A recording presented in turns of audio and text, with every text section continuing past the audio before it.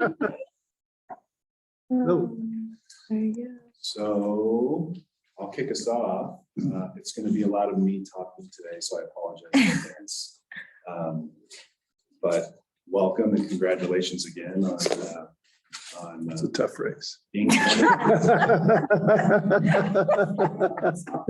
competitive. He said it was a tough race. Race. It would have been bad if you would have turned anyone down. Well, I certainly didn't anticipate that, but Yes. Well, they talked about it. really appreciate all the efforts nonetheless. There was one candidate that was one F-bomb away from not getting considered. You're one F-bomb away. It's in the statutes. What's in the statutes? It is now. Are you serious? No. It's called the Dana rule. That's a good rule. Appendix D. So I have a PowerPoint. I'll kind of take us through the agenda. First thing, the formality is it's 5:02.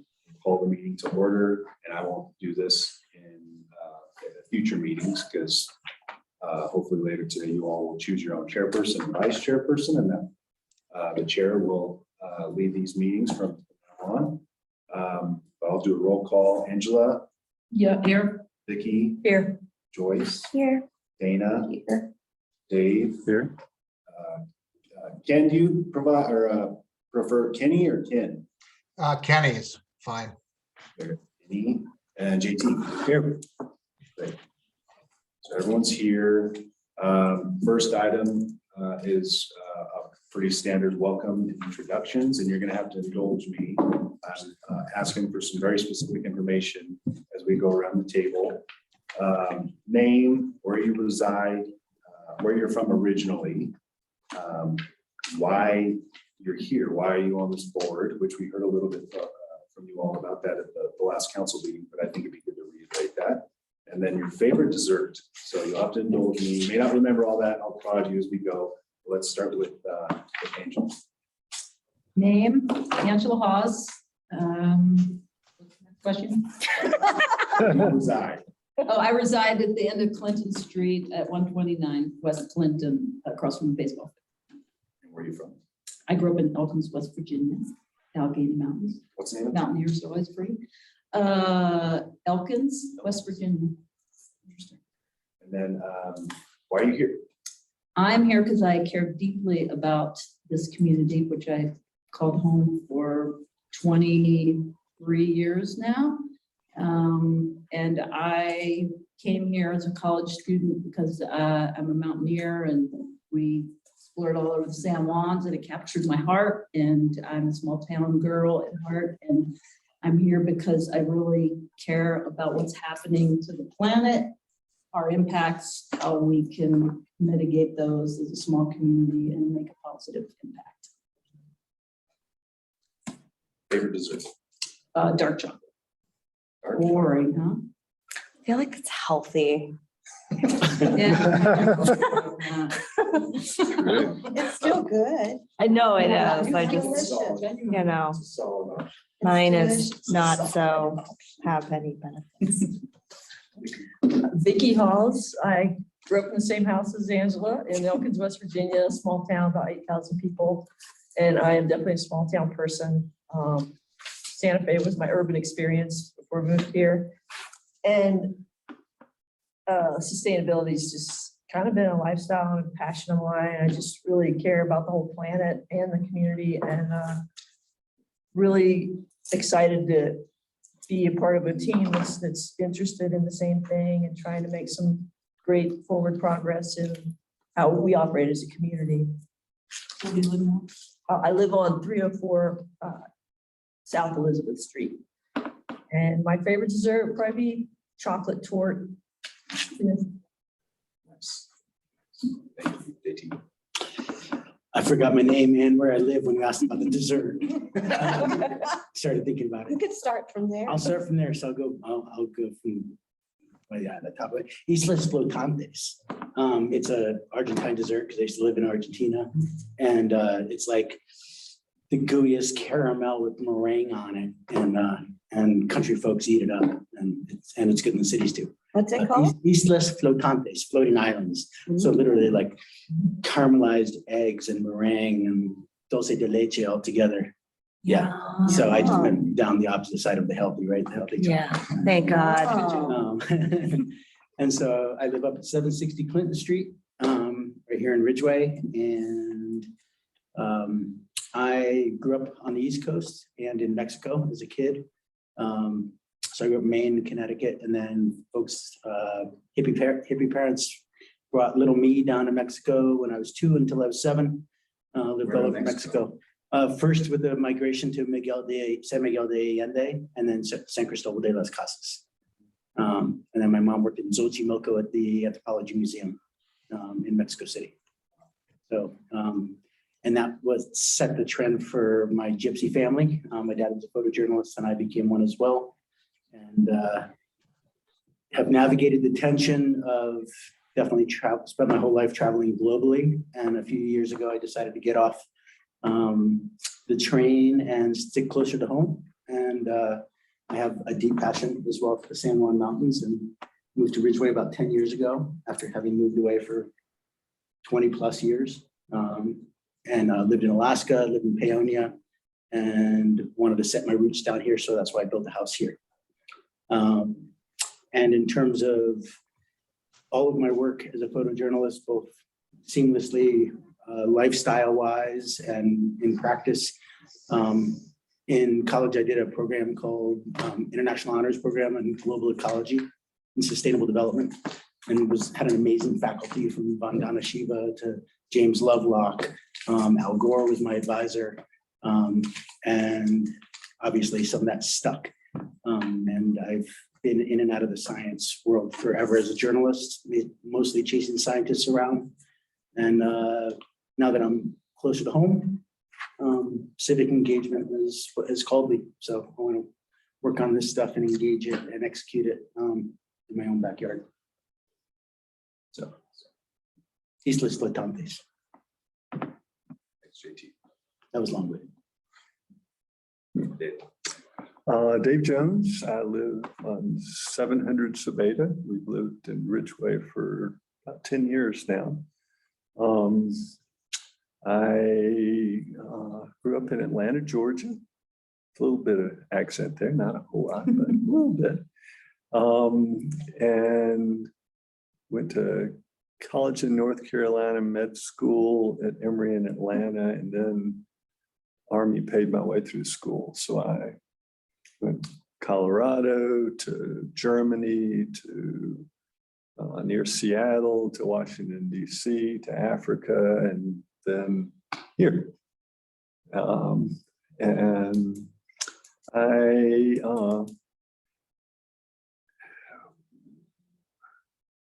I'm very interested in how we save the planet. A lot of other interests and volunteer things, but I think I'm very worried about global warming, and I have a son who's very into it too, big time. That's what he does for a living. Where does he live? He lives in Denver, but he and his brother have a duplex. But he in River Park. But he was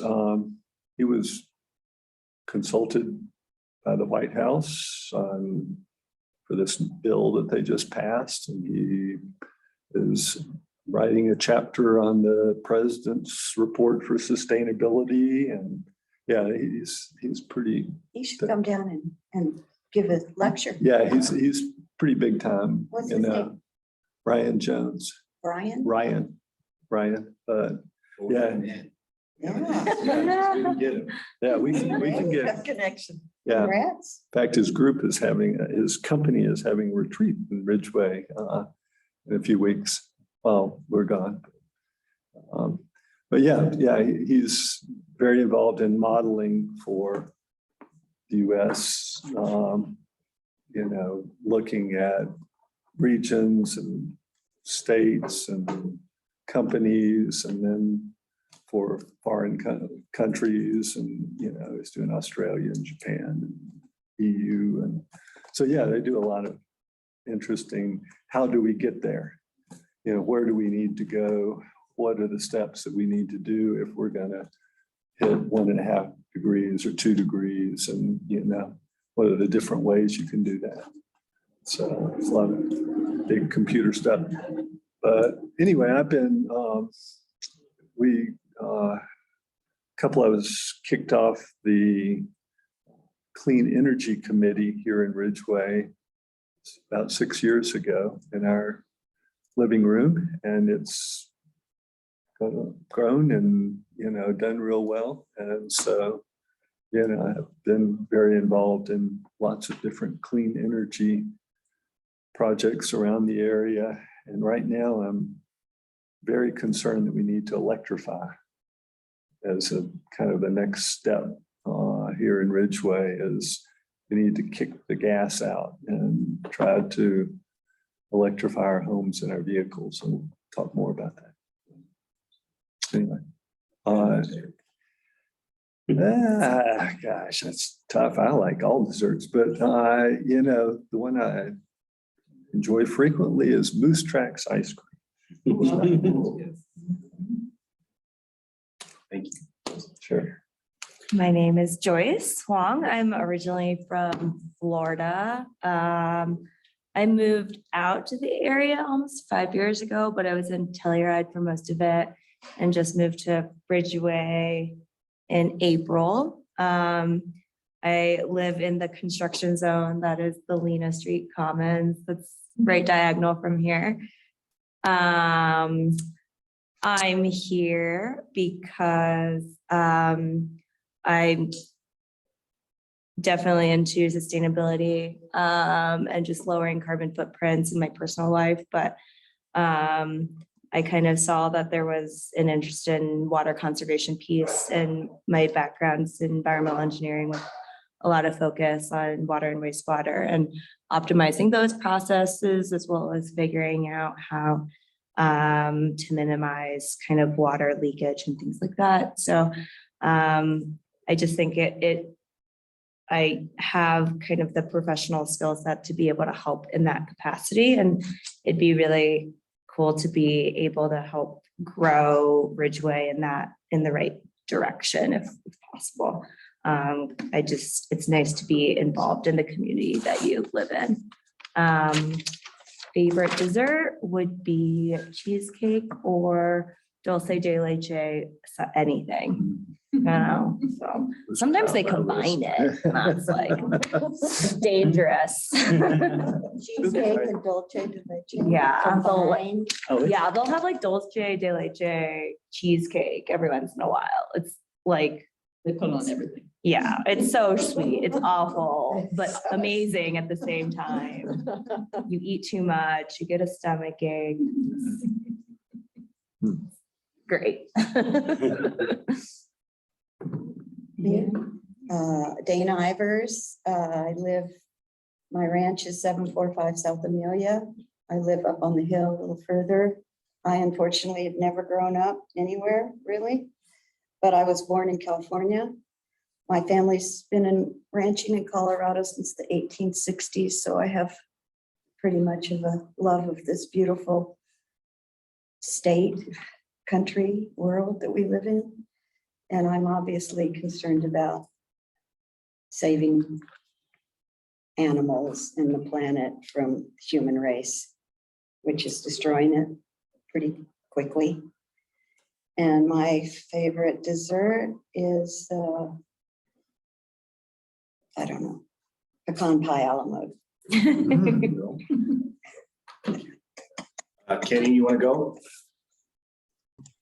Yeah, there we go. Hi, let's see, what was the list? I grew up in Southern California, and my father was in aerospace and helped design the Saturn V rockets. And as soon as we landed on the moon, Congress cut the cord to the space program. So we moved to Tulsa, Oklahoma, the summer before my senior year of high school, that I'm still pretty pissed off about. And And so I pretty much hated Tulsa, and 5 years later, I moved to the San Juans, Telluride, and then Ridgway shortly after, back in '74. I have a pretty long history of construction, cabinetry, all the woodworking kind of stuff, but I was a general contractor and then retired 5 years ago. So I bring some experience to the table as far as sustainable building techniques and especially solar installations, that kind of thing. And I'm just really, like all of us, I'm really fed up with the lack of direction, at least until 2 years ago, and finally about a month ago from Washington. So I think that everything needs to start locally. And so I am involved locally. I'm on the board of the Sherbino Theater. And so I'm throwing my hat in here, and it looks like a good bunch of people. And my favorite dessert is pumpkin pie with whipped cream. Nice. How you say your last name, Kenny? It's Mihalich. Can you see us? Can you see us right now? Yes. Can you see me? No. Only me and Dana can see you. Oh. We're working on an IT issue so that we can. Oh. But anyway, you look good, Kenny. I think you look like you're under black light. You're like, Yeah, this works for me. you're a strange color and your eyes are a strange color, but Preston says you look. But good. other than that, Other than apparently that. you look great. You look great, Ken. Yeah. It's all good. No lettuce in the teeth. It's all good. Thanks, Kenny. I'll go, Preston Neal. I live at 381 North Flora Street. I'm from El Paso, Texas. Lived there until I was about 14 or 15 years old, can't remember. I'm here not only as the Ridgway town manager, but because I have all things sustainability and climate action are near and dear to myself and my wife as well. I go back to when I interviewed with the town council here in 2019. There was some very specific questions about sustainability and climate action, and the idea, really an idea, but a conversation evolved naturally through the course of the conversation about creating a committee just like this. And really, really excited that we're at this point now, because again, it was something we discussed several years back. Had some involvement in a similar type committee and initiative when I was with the town of Avon, my previous employment. And so again, I'm thrilled to be here. And on a more personal level, you know, for me, sustainability is defined. There's so many different definitions for sustainability. It's kind of weird how much time I've spent looking up definitions for sustainability, but for me, the most general one has always resonated with me: living life in a way that does not impede the ability of future generations to live their life. And that one really hits home with me because my wife and I thought very long and hard about whether to have children, given what's going on in the world today. And we have a 5-year-old and a 3-year-old. And so we made a commitment to do whatever we could to live life in a way that wouldn't put our children in harm's way or danger. Now, yeah, that's easy for us to say, or for me and my wife to say that. And I'll be darned, we'll do everything we can to do that. So it's a little bit about me, my favorite dessert. I'm from El Paso, Texas. If you don't know where that is, it's right on the border with Juarez, Mexico. Sopapillas are, I would eat them every day, all day, every day. With honey. With honey. Nice. So, Oh. Noted. thank you for indulging me. Appreciate that. I think it's helpful to get to know everybody on a more personal level, and I suspect we'll continue to do that as we go. The next couple items, I won't know, I don't want to sit here and lecture. Please, this is obviously very informal. If you have questions as we go, just, you don't have to raise your hand, just pipe in. But we do have some formalities to go over. We'll go over the authority and procedures. We'll talk about Colorado Open Meetings Law. We'll have you all select a chair and a vice chair, and then what I consider to be the big one, why we're here. We'll start getting into the nitty gritty of what we're doing here, how we want to narrow the scope, talking about a mission, goals, establishing a work plan, stuff like that. It can go a lot of different ways, and we really want to hone in and provide you all with some realistic expectations, really hear some ideas that haven't heard of before. And this is only the first meeting. There's going to be a lot more. So we'll have that infancy conversation, and then we'll want to talk about a recurring meeting date and time, if that's possible. Easier said than done, of course. We're all busy and we all have lives, but we can give a go at doing that. So next slide is, oh, you know what, Kenny? I forgot, I'm going to bring up the PowerPoint for you. Sorry, hang on one sec.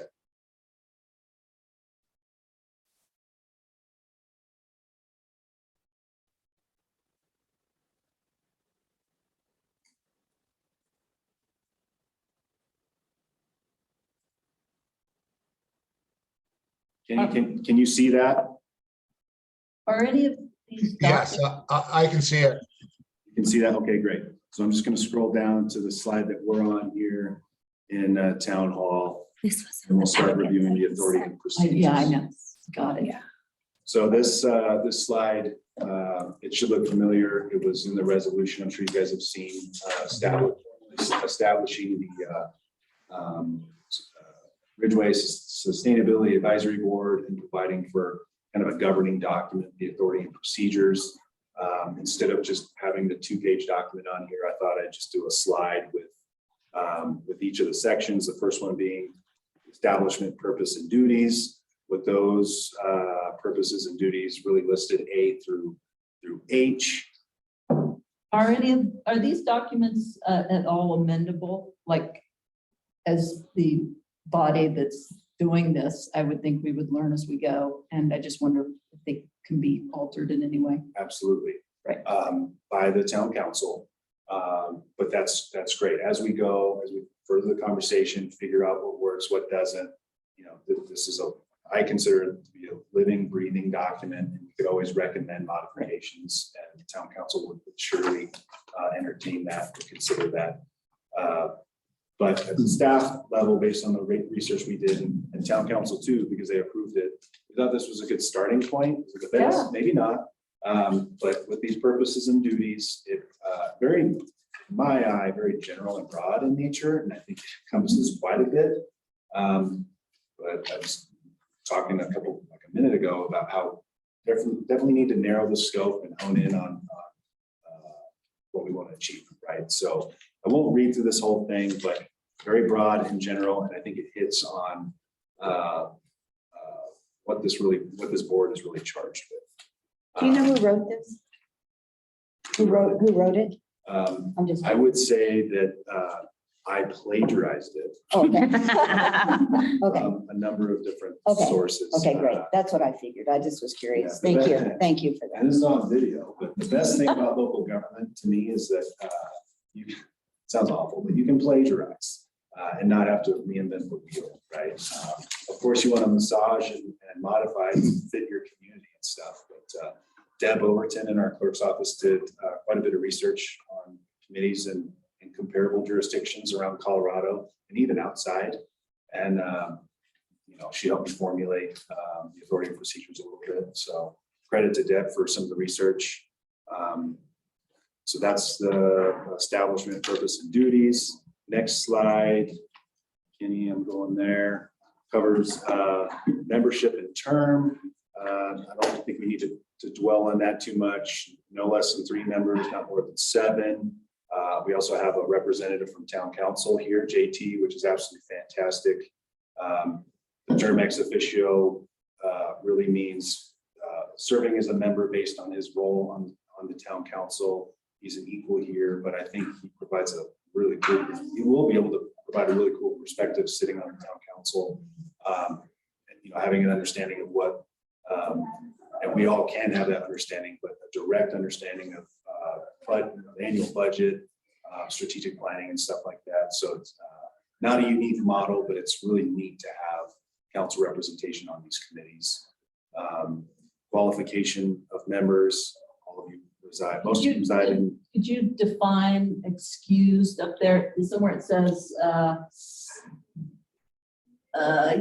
you have to attend all meetings, can't miss more than 2 excused. Oh, I don't know, it wasn't quite clear what that. Oh, yeah, number 4 Yes, and removal, yeah. So, not excused. so we have to provide some sort of guideline for removal. So I don't want to dwell on that too much because it's a little negative, but you know, never seen, in all honesty, a member of any board, committee, commission be removed. But we had to provide some sort of criteria for it. So Would that mean if I wrote you and said, I'm going to be out of town, out of internet service, that it would be excused? yeah, absolutely. Okay. Absolutely. I think it would be very difficult to find any sort of justification for an unexcused absence. You know, if I don't hear from you all, there's probably a really good reason. I'm at a Trump rally, You know what? at a Trump rally. Oh, yeah. Very well. Could be. So I wouldn't worry about it too much. I think we're all, well, I would hope we're all about the understanding. If you can't come to the meeting, it's not a big deal. Bigger parts of the world. These are recorded, posted to YouTube. You all could watch at a later date and provide input after the fact if you'd like. So any other questions on that? Yeah.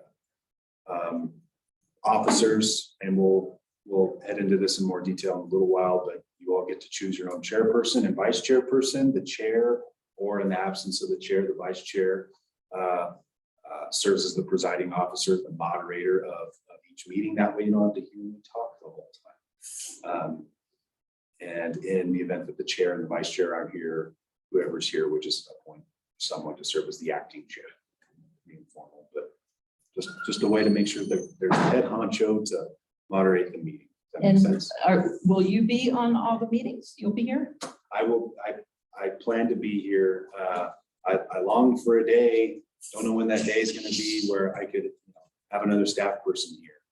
Sustainability coordinator, or thinking out loud, but someone else that might be able to sit here, so I can go do something else. But Wait, Sorry you want to for- spend time with your kids? right. Sorry for all the questions, but who is supposed to keep track of minutes? And, okay, that was, So that's, Unless someone wants to volunteer. no, but you're filming it. So is that minutes? Good question. No, that doesn't meet the Oh. qualifications for minutes. We actually have to do Oh. handwritten Oh. minutes. So I raised my hand because I was planning to do minutes, but in the event that someone else wants that job, doubt anyone. I totally get it. But No, although, we could pass the hat. Because if we each did, say, 2 months, yeah. or I 6 agree. of us. He's got enough to do. Yeah, Exactly. that So, works. Yeah, If we come up with like norms of like, this is what the minutes should look like, because if we have different styles every time yeah. we Well, switch Preston's gonna hats, kick that it doesn't off work. with Right. this first. there you go. Outline. But who reads them anyway? I'll do the But minutes for the first one, and then Right. I appreciate that thought. Yeah. Perhaps next meeting, we have a conversation about passing the hat, and then we have a template or a form to Mhm. do that. Does that work? Yeah. So we'll come back to officers, in a couple agenda items. And then we're coming to the next slide. Meetings, and we'll talk about this more later. But, this provides for the board meeting to have regular meetings held once a month or as designated by the board. Does it have to be once a month? No. But that's a conversation we need to have and figure out how regular these meetings should be. And there's the board is subject or required to attend other meetings during your terms as deemed appropriate by the town council. So that would be town council meetings or other forums or presentations to local groups, organizations, stuff like that. I can, think off the cuff, would be some really cool opportunities for you all eventually maybe to have a forum or deliver a presentation to school groups or our youth advisory council or thinking out loud, there's plenty of opportunities, but we need to think collectively and decide upon all that. Again, we all have things to do. And, we just want to be cognizant of that. What does duly noticed mean on the meetings? Good question, and I'll go into that when we talk about open meetings law, but duly noticed means formally noticing meetings of this committee or any sanctioned committee of the town, including the town council as the local governing body. It's as simple as posting a notice saying this board is convening at a certain date and time, location. So And it has to be done how long in advance? 24 hours. 24. Hours, and I'll go into that in more detail in the next couple of slides, but good question. So that's meetings, appropriation authority. This board is purely advisory in nature, which don't want to underplay it at all. Hugely important, but y'all are charged with advising the town council and making recommendations. No appropriation or spending authority, unless town council provides for that in some capacity. But don't forget, and I think this board was established at a really great time. We're having this meeting at a really great time. We're coming into the budget cycle for 2023.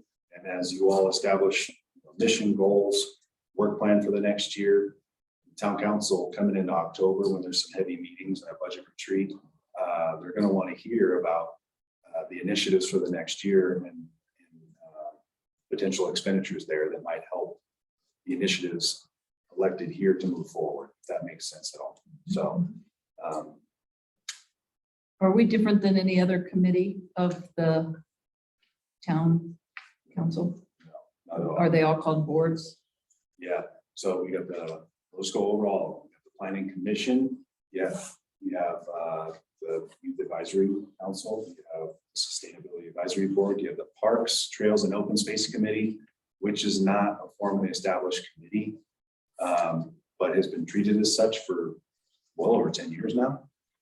There's just no authority and procedures or anything like that that I've been able to locate. And then there is the Creative Main Street Committee, now coined the Fuse Committee. And so there's no shortage of committees, but it's all different nomenclature. And then the last one goes back to your question, Angela, council amendments. The council reserves the right to amend, increase, reduce, or change any or all of the powers, duties, and procedures of the Sustainability Advisory Board, and they would absolutely appreciate and entertain input, proposed edits or modifications from you all over the time comes. So if all that makes sense. Yeah. Any questions on any of this? I don't want to go too fast.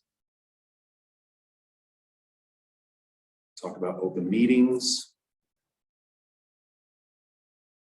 So in the packet, I don't know if you all had a chance to review it, but CML, the Colorado Municipal League, put out, and they put out a couple versions, but I think it was 2020, they put out the most recent version of a really great synopsis or summary of Colorado open meetings law, background, what it's all about, why it's needed, what it's intended for. So if you haven't put your eye to that, it's only a few pages long. It's actually a really long document, and I only put in the part about open meetings law, so it's only several pages, but it provides some good information, much better than I can articulate here. But Colorado Supreme Court has described the open meetings law as reflecting the considered judgment of the Colorado electorate that democratic government best serves the Commonwealth if its decisional processes are open to public scrutiny. In essence, and in my opinion, I think that just talks about how imperative openness is and transparency, and making sure the public has been afforded the opportunity to participate in any meeting at the local government level, be it the local governing body or its boards, committees, commissions. So That leads into the second bullet. Open meetings law applies to all meetings of the governing body, boards, commissions, and committees. It applies to 3 or more individuals, and we're talking specific members of any body, board, commission, whichever is less. So in the case of this body here, everyone is here, it's 3. Open meetings law requires discussion or action on public business to take place at a meeting open to the public, and if action will be taken or a quorum will be present, there must also be timely notice given 24 hours. So agenda or at least a notice must be posted at least 24 hours in advance. And we really aim, and Pam and her staff have done a dynamite job over the years. And I definitely share the desire to get meetings posted as far in advance as possible. But, meetings come up. I mean, Vicki, you've been on the town council, JT, you're on the town council now, throughout the course of the year, things pop up and special meetings are needed. And, sometimes it's, a couple days, maybe even a day prior. I don't think I've ever been part of a community where a meeting was called, right around 24 hours from the time the meeting started. But the point I'm trying to make is we make strides to notice meetings as far in advance as possible. I've got some questions about so who would post that, Pam, and where does it get posted? Or do we need to be in on that, or just say, hey, Pam, this is going to happen? Or? A great question. It's handled by tag team effort, most often by Pam or Karen is the deputy. Pam Kraft is the town clerk, town treasurer. For those of you who don't know her, she has been for a long time. Karen Christian is the deputy clerk. She handles those duties. Sometimes Pam delegates those to Karen, and she handles those when Pam is out of town. Like Pam's on vacation in Scotland right now. So Karen and myself are kind of handling the duties of posting. So to answer your question, you all do not have to worry about posting meetings at all. That's handled at the staff level. And staff should always be kind of in the know and be aware if there's going to be a meeting being called. So does that answer your question? So, and they're posted where? On the website? I'm sorry, yeah. Several locations here in Town Hall. There's the physical posting board right immediately outside of Town Hall on the south side. And then at the post office, there's a noticing board. The school district has a noticing board, their own standalone board. And then as you approach the door to the post office, that's the town's notice board. So we physically post at those 3 locations, and then we post on the town's website. And trying to work on the website because the meeting notice section is all the way at the bottom. You have to scroll all the way down. It's kind of a function thing with our current website provider and host. Nothing's perfect, but it's at the bottom of the page. So those 3 physical locations on the website. Thanks. One last slide on open meetings. And again, if you have questions, please keep them coming. And there's a lot more to it. Bo Nerlin, our town attorney, could probably talk all day about open meetings law and a lot of other stuff that I'm giving the abbreviated version. Hopefully he'd pat my back and say, good job. You never really know. Transparency is a basic expectation as it relates to the open meeting requirements. Should go without saying, a lack of transparency creates distrust, and that's the last thing you want as a member of this board or a member of the planning commission, especially a member of the town council. So I think it's hugely important, and I know all of you share this, to honor the transparency by keeping open meetings law kind of just, maybe not at the forefront, but in your mind as much as possible. No, it's not easy sometimes. Please don't attempt to circumvent open meetings. This one's the most interesting one. Email discussions can constitute a meeting. A meeting is defined as any kind of gathering convened. Ken has his hand raised. Let me just finish this note. Meeting is defined as any kind of gathering convened to discuss public business in person by telephone, electronically, or by other means of communication. Some of you know by now, and JT definitely does, in some of my emails to you all, to the town council, to planning commission, I always put a disclaimer saying, please do not reply all to this email. It's just a good standard practice because a reply all could trigger a violation of open meetings law. It doesn't feel cool to have to be that guy to, try to herd the cats and make sure no one violates, but someone's got to do it. And again, it's all based on being a good steward and meeting open meetings requirements. So you'll probably see that in emails from me. So you may have follow-up questions here, but the basic rule is if you get an email from me that's addressed to all of you, don't reply all. Is that related to kind of like if there was a Cora call or something like that related to whatever, say the sustainability board, there was a call on that, then every email that's associated, if it was a reply all, then all of that needs to get shown, right? Yeah, so Yeah. all email communication, All could be- text. and text, stuff like that could be subject to, can be subject to getting all the terminology, but the Cora, Colorado Open Records Act, and those types of requests, the odds of that happening are slim to none. You never really know, but so I appreciate that question because it leads me to this. What are the violations for violating open meetings law? You're not going to jail, you're not getting fined, stuff like that. But if the news, like folks at the newspaper were to make a FOIA request, get everything they're requesting, and then realize, oh, they're having an open discussion in email, that's a open meetings law violation. It could turn into a huge mess, a huge debacle.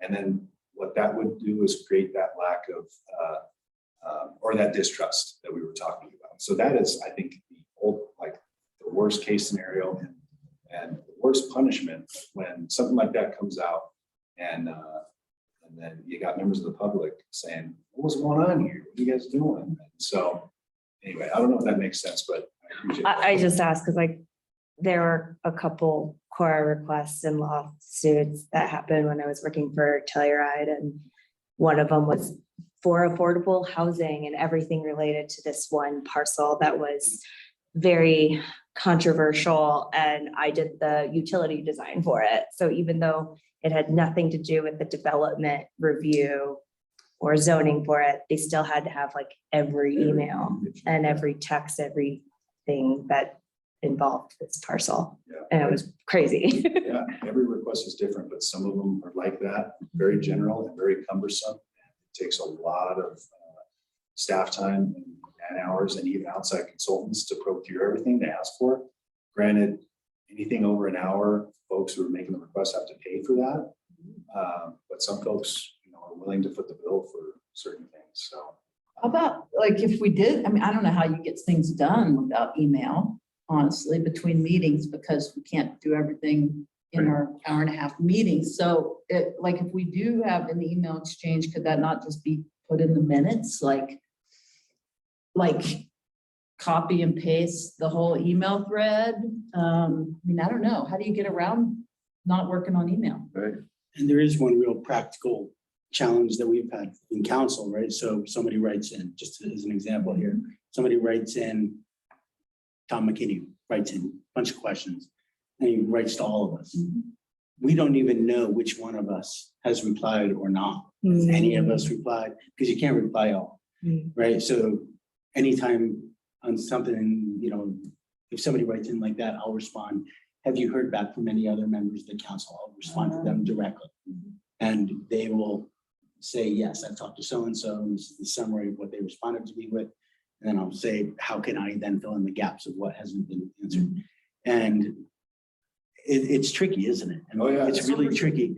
And I've thought about even with Google Docs, how does that work? Say when we're going to have a lot of links and resources and comps that we want to all read.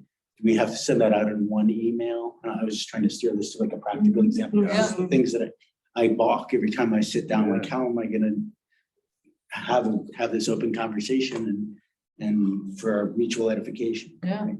So, So those are some like really great examples. First of all, and like we get a resident like Mr. McKinney emailing town council, and it would hold true here. Like if you all get an email from someone saying, "What are you guys doing?" or "Why aren't you doing this?" You should operate under the assumption that I'm replying as a staff representative. I am replying, and I do that for council as well. So we can talk about that at another time. But yeah, I mean, folks deserve a reply, absolutely, and there's nothing wrong with replying directly if you'd like to, and provide your own responses or perspective on stuff. Absolutely. Preston, I have a question. Yeah. It's more of a scenario. Let's say three of us meet up or by chance or by plan at the Boy for a beer. That's a quorum, and we can't talk about the board business. Is that correct? That's correct. That's a great example. And I want to come back to the Google Doc example, but Kenny, that's so funny because I was going to pose that scenario because the Colorado Boy is like the best. Yeah. Say we all go out for a beer after this meeting to the Colorado Boy. That's totally fine, provided that we're not discussing business and we're just talking about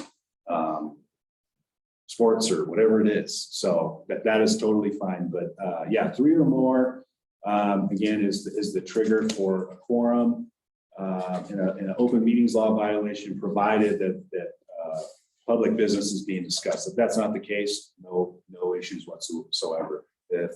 If some of you run into each other at Mountain Market, three or four of you, and you guys are bullshitting about whatever, sorry, excuse my language, but no problem there whatsoever. The three of us get together once a week in the winter for movie night. Just so, I mean, we're not gonna have meetings. We just won't We talk won't. about I guess we sustainability just won't business. talk. Well, I think it's a little more precise than what you're saying, because in this stuff you sent, it says that it must be a demonstrated link between the meeting and the policy-making powers of our entity. So, I And mean, we don't make policy. no, So I mean, does it even, what do we do? Like, I invite people to join our sustainability committee. We're all interested in just, our clean energy committee. We're all interested in that. it says We here don't make any policy. merely The bottom line is we don't want a Cora request, period. Preston's right. It's a huge pain in the ass. So let's just be real careful. Yeah, and that's I'm not trying to elevate this or scare anyone. Everything's going to be fine. I just wanted everyone to be aware of the open meetings law requirements. And you're right, policy isn't being established, but you all are a formally sanctioned board of the Ridgway Town Council and subject to this. So in some capacity. So that's the point we're trying to make. And going back to the Google Doc piece, I think that's a great example. And I don't know if this has ever been touched on by CML, but I can envision a scenario where we're all working on a mission statement, right? We get a draft of a mission statement. I'm just thinking out loud. And at the end of a meeting, we say, well, let's work on it. Well, someone will post it I'll post it to Google Docs. I'll share it with all of you. Everyone could go in and make edits, make comments and stuff. I don't believe that is need to verify with Bo, but I really don't believe that that's a open meetings law violation. I think that's just collaboration, and we've done that with some other boards and commissions, although I've never really verified. But I guarantee you that's what's happening in other jurisdictions. It's 2022, and we have different ways of collaborating, and Google Docs and all those other different forums are huge these days and really necessary. So I think it goes back to what you're saying. There's definitely avenues for us to collaborate, outside of email. So I think we can figure it out. Any questions on any of that? I would just comment that I've only been a counselor for a short amount of time, and when we do run into that scenario of multiple counselors at the boy or whatever, we all just immediately habituate to it. Like, we're aware of each other's presence, but we don't sit down and all 3 or 4 of us have a beer together. Just like, we'll catch up more on that stuff later, one-on-one. It's easy. At first it sounds like, trying to get through a permitting process, but I think we're all aware of it. We know what issues are sensitive, which ones aren't.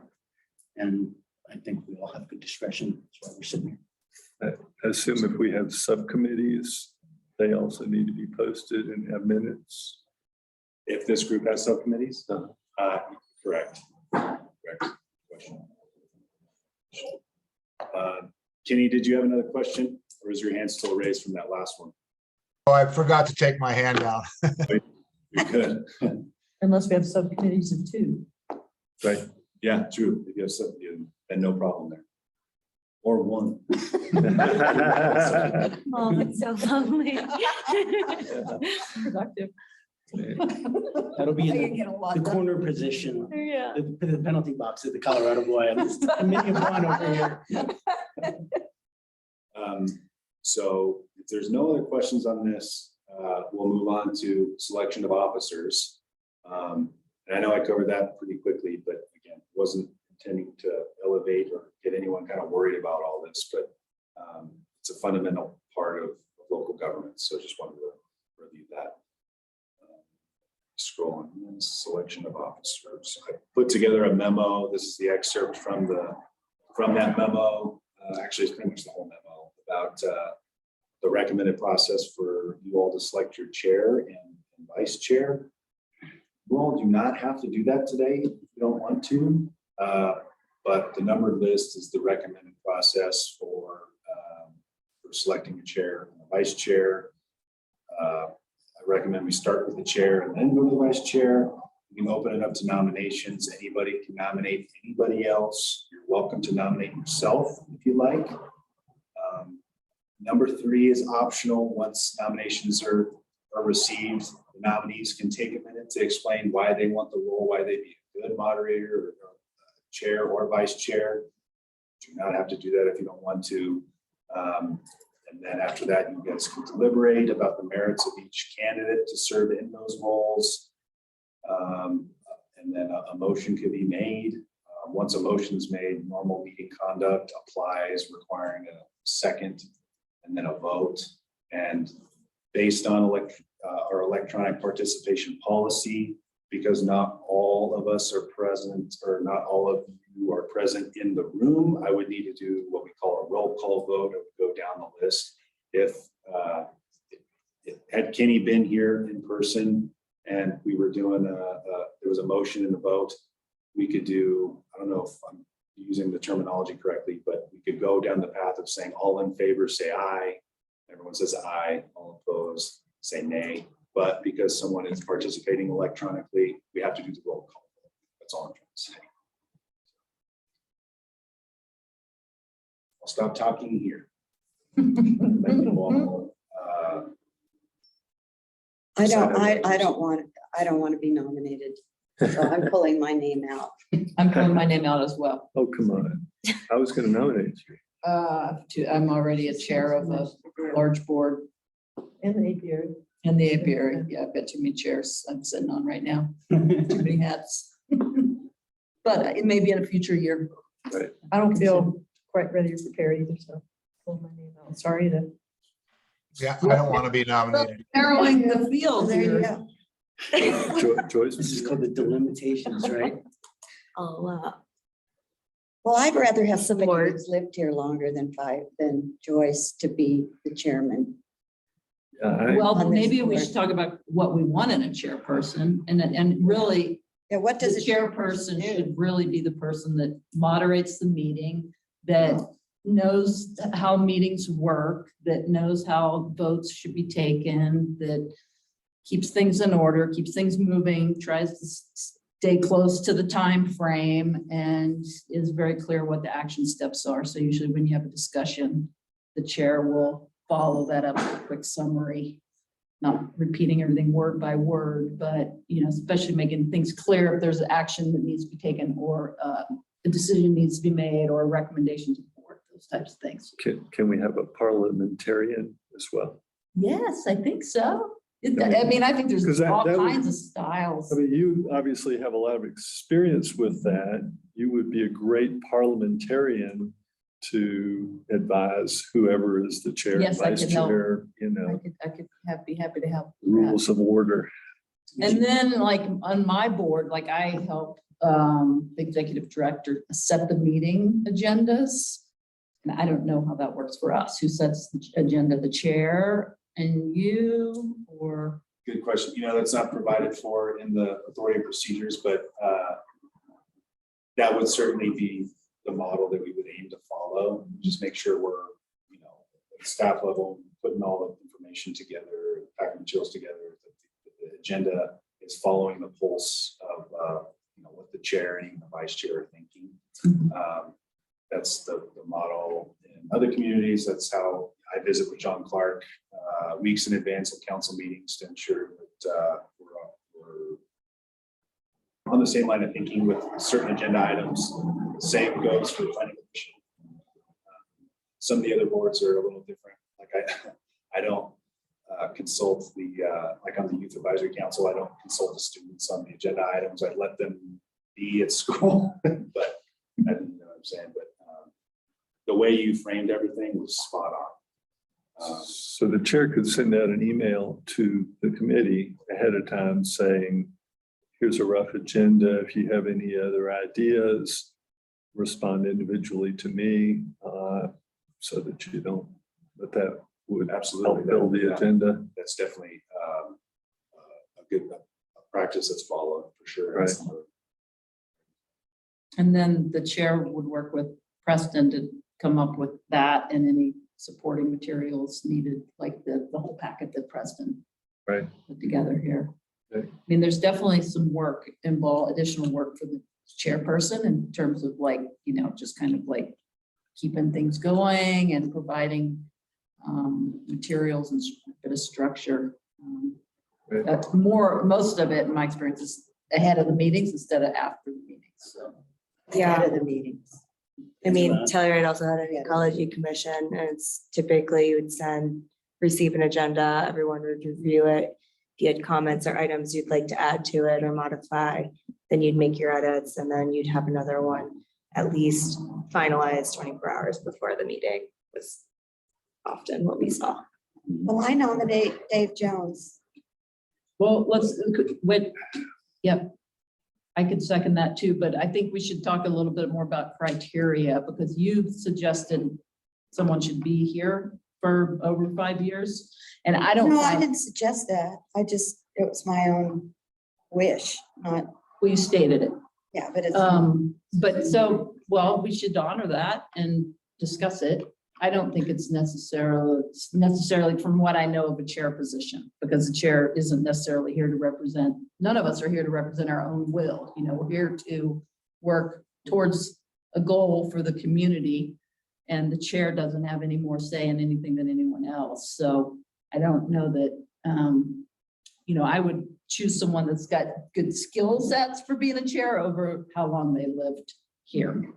Someone that wants to do it. And someone who wants to, do it, probably the biggest criteria. And I leave tomorrow for 2 months, right? So, and I'm going to be in Europe. So I may be able to try to call back in, but I'm going to be biking through Europe, and yeah, I'm not going to be as able to be totally involved in the next 2 months. So, you know. And maybe another criteria we should discuss is what's the duration? Like, is it a 1-year commitment or so? Correct, because And we then can we rotate, reevaluate. just like we rotate doing minutes, we can That's rotate fair. being the chair. You can be a chair for a quarter and then somebody else can do it. Yeah. So, Are you adverse to considering vice chair? Yes. But I'll be the parliamentarian Yeah. I have to look that up, and really understand what it means. We're gonna need a viceroy too then. All right. Yeah, I just have Does that too come with a many other tiara? responsibilities right now. Understood. Um, So. But I bet Vicky'd be the vice chair. I nominate Vicky for vice chair. I think he'd be a good vice chair. I would do that. Are you able to be a Well, chair? that was gonna be my question. As far as ex officio, where do I fall into this fold? Because there's I nothing that says- liaised I didn't to think you council. could, or I, Yeah, I don't think there's anything that says that you can't. I'd have to consult Bo. I don't know that it's a best practice to have a member of the town council. Setting the agenda, like Yeah. seemingly by appearance, setting an Yeah, agenda. but again, I don't think there's anything to preclude that. I mean, I'm the chair of my board and I also am chair of a lot of different committees on the board. It's a different structure. It's not governance, it's more nonprofit, but I wouldn't see any problem with it. I mean, because if we follow the rules and we're transparent, Yeah. what do we have to? Hi. Right. Do you have any interest in being the chair? Not particularly. What about you? oh yeah, forgot about Kenny. Kenny, you hear us? Kenny spoke earlier and said he did not. Oh, Yeah, yeah, I think we should start with who's willing to do it. But we do have a nomination for Dave. But he Dave, doesn't want to do it. And was- if not, I would nominate. Well, JT? if he's allowed, I don't know. Do you have enough work to do without being the chair of this? Well, it's been enough work just learning what the structure is gonna be. And Preston and I have gone through some conversations on this, because a lot of this, the structure from the government side is new to me as well. But in terms of my bandwidth, yes, I'm totally willing to do it, especially if it's, if we're gonna navigate this by quarters and maybe on the front end here, setting the agenda for the next meeting, working with Preston, working with Deb, however that would be structured. So that we have the basic architecture moving forward to the next meeting. So if you want to work the first quarter, I'll be willing to do the second quarter. There we If that go. Along those makes there we sense. go. Excellent. Great. That's so sustainable. And lines. we could do the same with Practice what vice we preach. chair thing too. I mean, Vicky could do the vice chair, and then Joyce, if you wanted to do the vice chair, we could rotate those around. Yeah, I don't see a reason not to do that. Share the wealth, share the burden. And a lot of times the vice chair role is intended to be groomed for the chair role and more traditional things. So like if, like Vicky stated, she doesn't have that much experience, but she's willing to learn. She might want to be the chair at some point. So maybe the vice chair could have the opportunity to chair meetings as well. Well, that's Or maybe we could just revisit right. as the quarters. If we need. And Yeah, that's chair. what the document said, was that if the chair's not here, the vice chair is the chair. So, I like what Vicky was saying. I think this, the court idea is fantastic. I think we just revisit quarterly if that's the goal, and then we reestablish at that point. right. I'd recommend that. Yeah, see how people feel about the role and like how it's working and move forward from there. So I would make a motion that JT and Vicky be the chair and co-chair for the first 3 months. And then I'll be the chair and Joyce can be the co-chair for the second 3 months. And then we will revisit and decide who does it I'll after that. second that motion, exactly what you said. Does it need to be stated otherwise, Preston? Does it need to be, I move to? That captures the essence, I think. Okay. What was intended. So just to be clear, Dave, you motion for JT to be chair and Vicky to be vice chair the first 3 months. And you to be chair and Joyce to be vice chair of the next 3 months. Do we ask Joy? sure.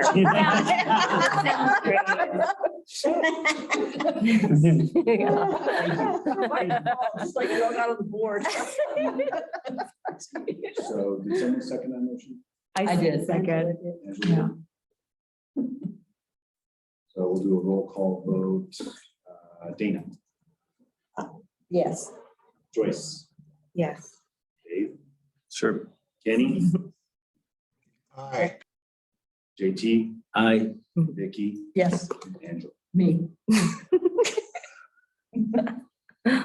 Great. All right. Congrats to the chair and vice chair of the inaugural sustainability. Woohoo, congratulations. Thank you, thank you. you wagged a dog on that whole thing right there. I did. Wait, like you groomed it. You kind of, you're like, I'm out. While Process of we're, elimination. while we're Nobody doing that, wanted me should we anyway, so talk just- about who's gonna do the minutes? So you guys who are, Left You're out. gonna be here I while nominate you're. Dana. all right, I don't mind doing that. I Are you like drawing? scribbling. Yeah, I'm drawing. You can, then you have to do an interpretive dance too then.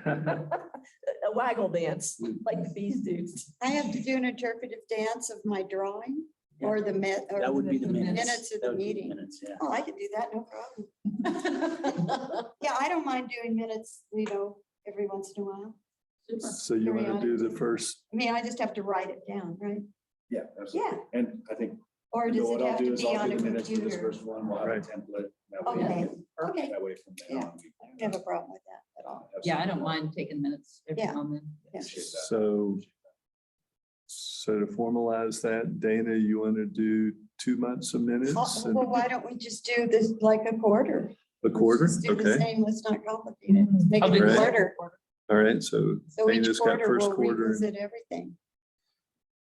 So Right? I nominate Dana to be secretary for first quarter, Nancy for second quarter. Seconded. I second. Minutes are fun. right? Minutes are fun if they're well done, but as someone who's responsible for minutes, they're often not well done. Oh, So no, having a ours just template is is that. gonna be important, but also having some like norms around what we expect the minute taker to do. Because a lot of times I've been handed drafts that I can't, they're not complete sentences. And so the person that's taking the minutes, I think, should be responsible for tidying them up so they're understandable. And then generally, those are part of the following meeting agenda that go into consent agenda, I believe, if we're gonna be all formal like that, where we can just pass approving the minutes and approving the minutes from, or approving the agenda and approving the minutes from the last meeting. Do you know Something like that. guidelines that we could use for minutes? Oh, Preston does. Yeah, Well, Preston's he's gonna do set a it. template, but Yeah. do we have, Well, I'll do the Well, he'll first do the set. I'll first the set. meeting minutes That'll for be this it. meeting, Okay. And then we can use that as a template Okay. from then on. But yeah, with the agendas for these meetings, I think we'll just have a standalone item for minute approval. Right. So. Essentially, it means Preston has to do really good minutes for the Right. first one because it sets the tone for all the other ones. I have to input something here. I was the original secretary for our apiary board, and it was just way too difficult for me. To write everything down, I just absolutely couldn't participate in the meeting. I couldn't do the multitasking. So I don't know if I can be exempt from that or get trained in it, but, I guess, can the minute taker get a copy of the video? They can go to YouTube and watch the video, but yeah, so. Oh, yeah, so you can revisit it. Do it, I mean, I'm not you feeling shouldn't like, feel any pressure. I felt like I was just barely keeping my head above water. I don't feel pressured to do You that. can- I've been doing minutes for a long time. I don't take a whole lot of notes other than like who motioned and who seconded and stuff like that. And then I refer to the video if I need a little bit more context or a reminder of what was discussed. But I think you guys will see next month how I do the minutes, and you guys can run with that and modify as you see fit. But you There's can't, no right way to do minutes. you can't see No, the but there's a video. lot of wrong ways. There's a lot of wrong ways. Yeah. With the board that I serve on, the school in Alaska, we've started adding in, it's a 2 to 5 minute read, Yeah. So that it actually, when you see the minutes come up, when you want to review it, it's a 2 to 3 minute read or a 5 minute read. And I think that's really important in budgeting time. And that actually forces the person who does the edits on the rough draft to really like really tie things tight.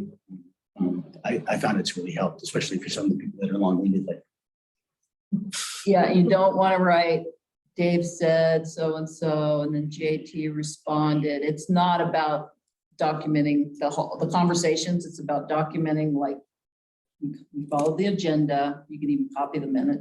Like when I've taken minutes, I copy the agenda and then I write a few notes underneath each agenda item. And then the key thing to record is like the votes, any discussion, any decisions that were made. Well said. So, although very different from the minutes, your manager's report is always great for council, which is a great summation of the different things that have been on our radar and the take-home message from each of them. well, appreciate that. Appreciate that. So, and I do anticipate including in the packet my manager's reports, just for ease of access. If you guys didn't know I did those reports, they're on the website and a couple of different places, but I think it'd be good for you all to have context and information about what's going on around town, projects, programs, initiatives, stuff like that. So I'm looking at the time, and I have to leave at 6:30, and we want to talk about mission, goals, and work plan, and then talk about a recurring meeting date and time. But we now have a chair and a vice chair. So let's talk about all of this. That, for me, this was really hard to kind of structure here. I'm just gonna like open it up for conversation. What I will lay out is I heard from a couple other, some staff members and some other communities that when they started the sustainability, their respective sustainability committees, it was messy and they would have done things much differently.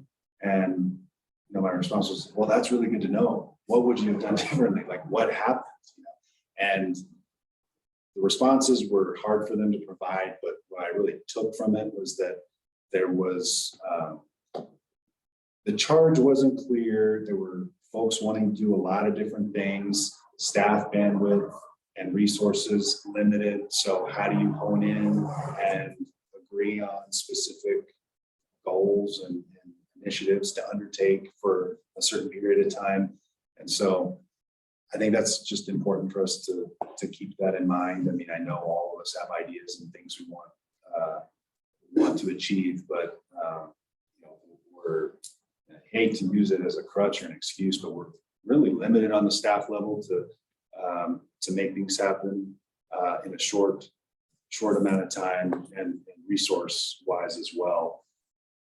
Some of you know this, we have an annual strategic plan that lays out the work for staff each year. It's council priorities on projects, programs, and initiatives that's very well defined and helps us pinpoint the budget each year. It's a strategic plan, if you haven't seen it, is hugely important in any city or town. Not every city and town has it, but I think this conversation and subsequent conversations are going to help inform that strategic plan. I think anything that this board works on in 2023 needs to be identified in some capacity in that annual strategic plan with the town council's like blessing or thumbs up, if you will. And I hope that makes sense. So, and that's where I was getting at earlier when I said this is a really opportune time, given that we're coming into the thick of the budget cycle. When is that? You referenced October, but when? Yeah, October is like I would say The like beginning, one of the months. end, That's the middle. the middle of, and then the September. annual strategic plan, who creates that? So I draft that based on what I hear from the town council. Okay, so it's the town council's input to you. Yeah, it's exactly. All right. The town council's goals for the next fiscal year that outlines the work plan for staff that next fiscal year. So more to it than that, but that's the gist. So and When does that happen? When do you draft that? normally a draft goes out in sometime in October. I don't have the schedule in front of me. It's massaged and modified throughout November, and it's adopted in conjunction with the final budget adoption at that meeting in December. So it all happens in conjunction, which I think makes sense since they're very much related. So I guess I just throw all that out there. First. I have a question. So, like you said in the beginning, like sustainability is super, super broad. You could focus on things like reducing single-use plastics within the town. You could focus on water conservation measures and public noticing on that. You could do green energy. Like there's a million different things that we could do. Does town council have any items specifically that they like a direction to focus, or is the thought here like everyone's throwing their ideas out there and we just kind of like sort through what's realistic and what's not? And the thing I was going to bring up earlier when Preston was talking about the timeliness of this getting going now, Yeah. not just because of the budget coming up, getting prepped for 2023, but also because of at least on the, and it's an intersection, a lot of different topics. But the building moratorium that was the emergency moratorium that was just established for multi-units, not single family and stuff. So it also, that's a window right now, chime in please, for all of us to reflect and examine codes and goals of where the town is going, especially on the beneficial electrification side. Right. Things that are incentives and priorities. So I think there's a lot of room for us to do some of the lifting. Would you say that's right in terms of the research going forward to facilitate that process for the next 7 months? So yes, so I have a lot of thoughts. First, in the master plan, there's a community value, healthy natural environment where it lays out a lot of sustainability and climate action type objectives. And strategic plan is largely married to that master plan. There's a similar section in the strategic plan, and there's a number of projects related to sustainability in there.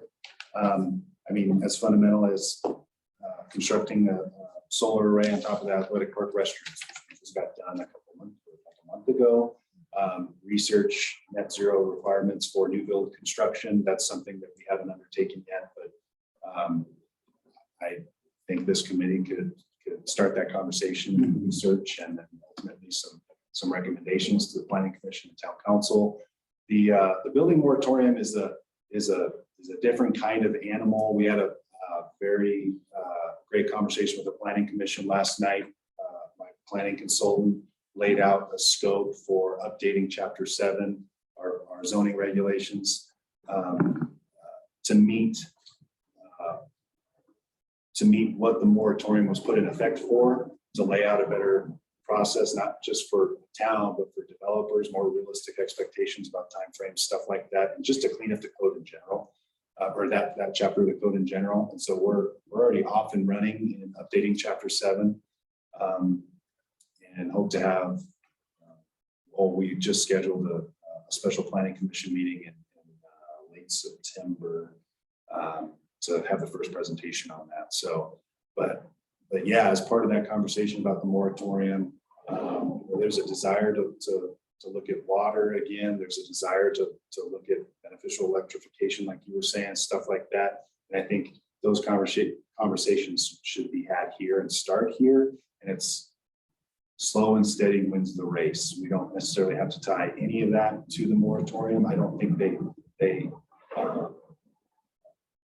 should, to be honest with you, but they have a huge impact.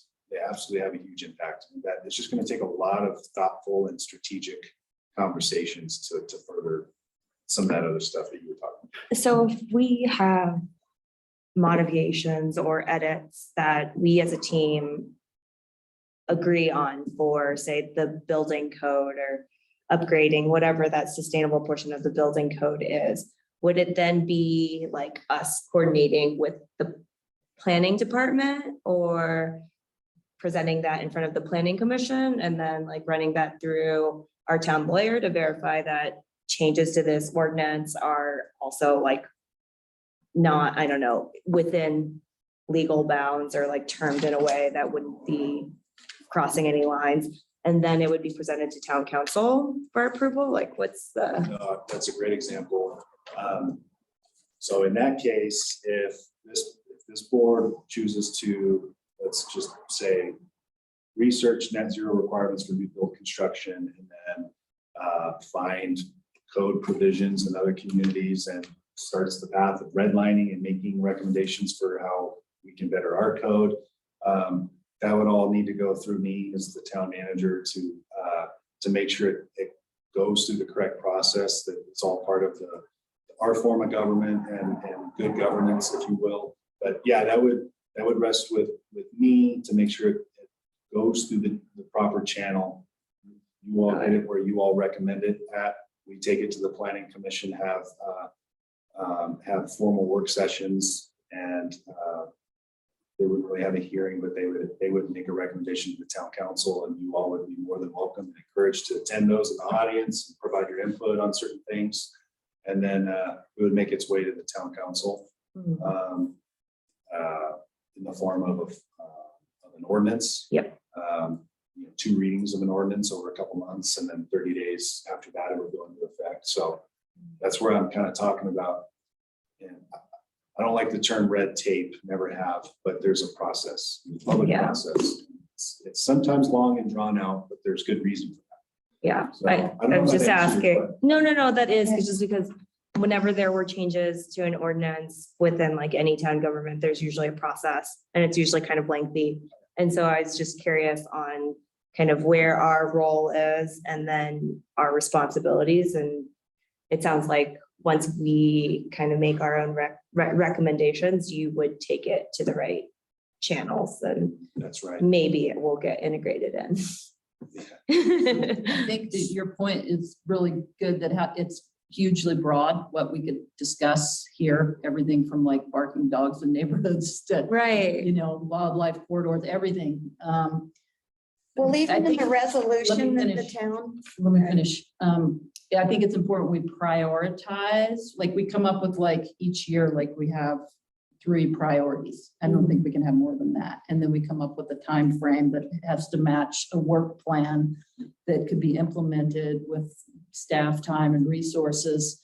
But I mean, if we shoot for the moon, we won't get anything done because there'll be too many things. And, we can do multiple projects kind of at the same time, but if we have a timeline for like, this is our most important project, and then I think we would present that to you to show to town council. Do we need approval for our priorities or? Great. That's where I was getting at with us coming into the budget cycle, and when we have conversations about what you guys have been doing the first couple of meetings.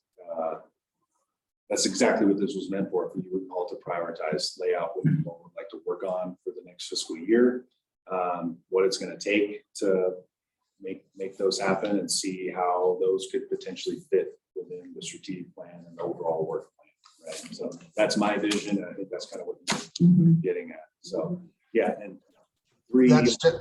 Excuse me, Angela took the words out of my mouth. And I think that the 3 things that we should, whatever they may be, but they should all be code and development related, because we have this moratorium going on right now. And that's where I think we can make a big impact, is revising some of the building codes locally. But I'm all with you, Angela. That's exactly what I was going to say. Super. Dana, what were you going to say? Well, I mean, even in what John Clark wrote to create this sustainability committee, he mentions the building code, the municipal code. I mean, it's that we're supposed to effectuate improvements to it. So I'd like to make a motion that one of our main goals is the Ridgway Municipal Code. Well, I think visit we it. need a little bit more context in that besides municipal code edits, like, The building would it be code. focused on like looking at net zero requirements? Would it be looking Exactly. at, I think, to focus on building electrification, is Exactly, what we need to exactly. look at. And there's some people that, and actually there's some disagreement even among people who are all, wanting to go the same way. The difference between net zero and a totally electric building, all right? A totally electric building burns no carbon, And that zero building is generally totally electric, but then has to have solar. Personally, I'm in favor of electrification. It's great to encourage solar, but the goal is not to burn carbon. And I say that because we are cleaning up, we meaning SMPA and Tri-State and others are cleaning up our electricity. We are going to get to clean electricity. So whether it comes off your roof or whether it comes through the wires, and That's a good picture Yeah, no. perspective of it all. so I think if we could look at electrification of buildings, which includes things like, can we require people, they don't have to, let's go to solar. They don't have to put on solar, but they ought to put in the conduit to the roof so that if they later decide to run solar, they can drop a wire through there because it's so cheap to do it when you're building. Similarly, can we require that people put 240 volts in their garages when, again, it's very cheap and easy to do when you're building. But It's very nice. yeah, and we are gonna move to electric vehicles. That is gonna happen. Get your charging now into your garage. So I think those type things, like you say, Dana, cleaning up the code and requiring a few things that are low cost, no brainers, and then there are others who are looking at, for instance, the Rocky Mountain Group, has, having a house be electric ready. That means that you don't have to be all electric now, but you have it wired so that in the future, you could take out that gas furnace and put in an electric furnace and you've got 240 volts there, or, And I think demystifying the incentives that are coming up from the federal government. So we could be correct. be a place where people come to find that information and we can make it more clear. Because it's not that some of it requires a lot of waiting. And that could be a good way for us to tie some of this into what's happening with the. And you could find a way to encourage whoever's doing the development to investigate what it would take to do solar, because not every roof line is Sure. solar appropriate. Like some Exactly. are great and angled in a way that it would be efficient and cost effective, but others are say shaded or not angled in the right direction that it wouldn't be efficient. But you could write something in there that said, for development larger than X square feet roofing, that it would be great to consider or complete an evaluation of solar effectiveness. Right. And that way, if it's an ideal candidate that they could be completely self-sufficient, then maybe you can point them in the direction of all these great rebates and things that SMPA has and get them to do solar. Correct. And there's a new Colorado bill that you may have heard about. I think it's 1362 that is basically going to require, they are by March going to have all electric and solar ready code that they don't vote on until June. And but that is coming. It is It coming. is. And I'd like to throw just out too that, I think it's super important to focus on new builds, but with this, and I'm not all abreast of what the new initiatives are, but I know there's trillions of dollars now in grants, and to put some focus on how to convert existing homes to be more energy efficient too, because there's a lot of those. Well, so a lot of building codes are kind of triggered where if you do a retrofit or a remodel that is cost more than X% of the value of your home, you're triggered to upgrade your electricity and all these other things as part of your remodel. And so those are things that we can add in. I know that Preston needs to go.